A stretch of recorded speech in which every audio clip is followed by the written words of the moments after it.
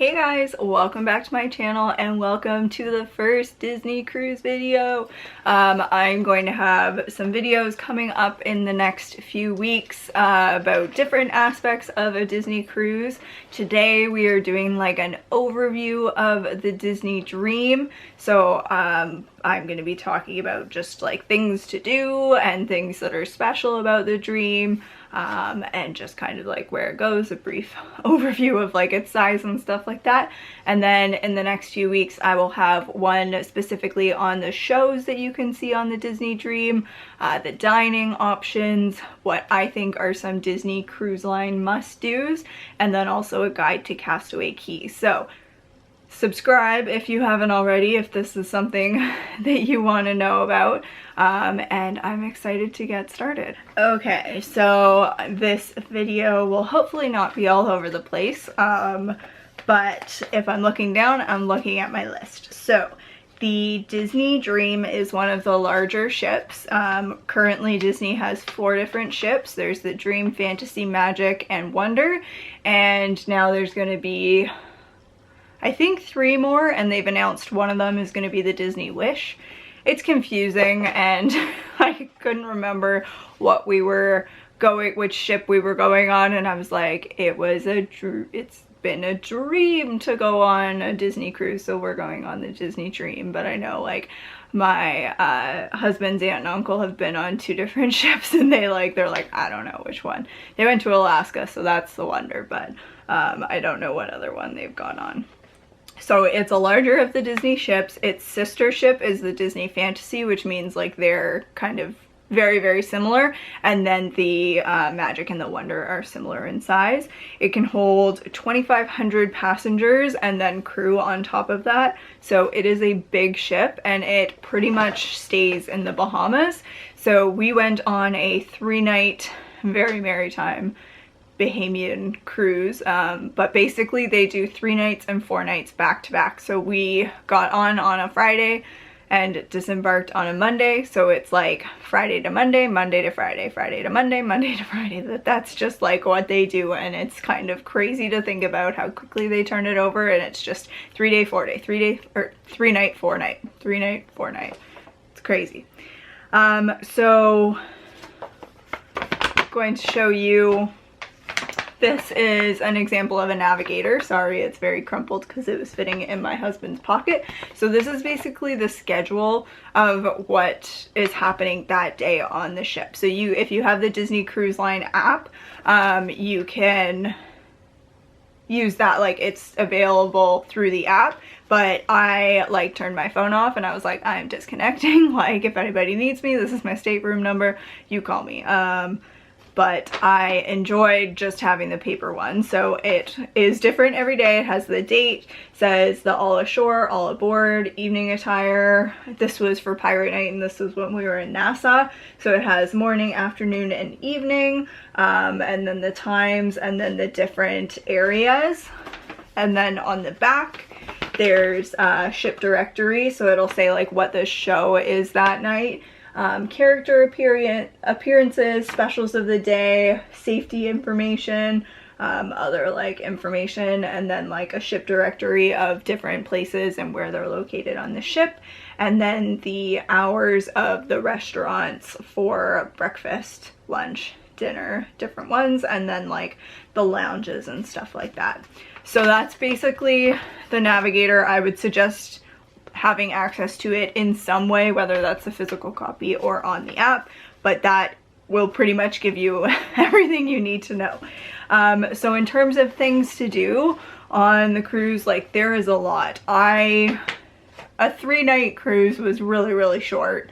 That I think that there's a lot that we didn't do, and my husband struggled with seasickness while we were there, so like that didn't make it fun. It was pretty much like the last night was the worst night, so that wasn't an excuse for why we didn't do things, but we're also just not the people to like do stuff all day long. We had done Disney World for 2 days before that, and then we're kind of using the cruise to like relax, like a vacation from your Disney World vacation, you know? And then we had really crappy weather, so like that didn't quite work out. But basically the only one of the only things that we actually like did on the navigator were like the shows, but we did animation class. Where was that? I think it was on this day. It was...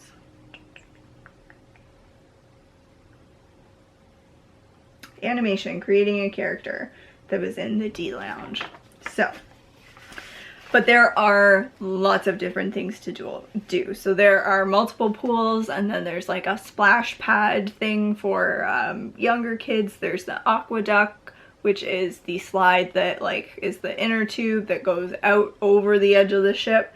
And then there's another slide for smaller kids. There's like goofy sports, that there's like a mini putt course, and then there's basketball courts. There's a movie theater, there's the live shows, there's movies on the funnel vision, and then there's lots of different activities going on in all the different spaces. So the lounges, like the D lounge and the kids clubs and everything like that. So if you like keeping busy, like you will be able to keep busy. Plus, like in your room, there's, oh, and there's like spas and everything like that. Plus in your room, there's like on-demand movies, basically like Disney Plus before Disney Plus came out. But you can watch like pretty much any Disney movie at any time on demand, and then there's also channels and stuff. Other features, there's Bippity Boppity Boutique, so if you have a young daughter or granddaughter or niece or anything like that, they can get dressed up in the Bippity Boppity Boutique. There is spas for adults, there's like a smoothie bar, there's a gym, like so many different amenities, and there's also adults only areas. So that was pretty much where we hung out a lot of the time, just because we were just like content to sit and look out at the water. I'm fine like sitting on a lounge chair and reading, so again, the weather wasn't great, but that was what we enjoyed doing. So some things that are unique to the Disney Dream. One of the shows is Beauty and the Beast, which you can only see on the Disney Dream. In the kids clubs, there's a Millennium Falcon area that is like themed to the Millennium Falcon, that's specific to the Disney Dream. The horn is different on every Disney cruise ship. What am I trying to say? And then there's also restaurants, which I'll get into that video, but it's not unique to the Dream, but it is specific, like on the Dream and another ship, there's Remy and Palo, which are adults only restaurants. And then the last thing is the kids clubs. So if you're wanting to know what the kids clubs are, I didn't personally go into them. They do have an open house the first day that if you want to see them, even if you don't have kids, you can go and look around. But other than that time, you're not allowed to go into them. It's kids only.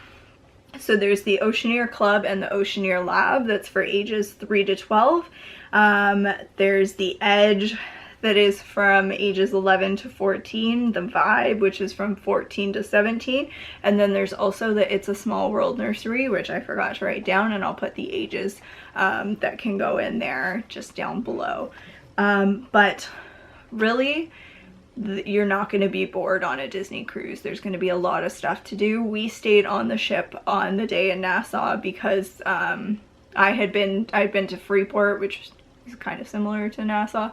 And my husband didn't really care about getting off, so we stayed on and tried to like get to know the ship a little bit more. We just like wandered and did that one thing. We like took a nap that day.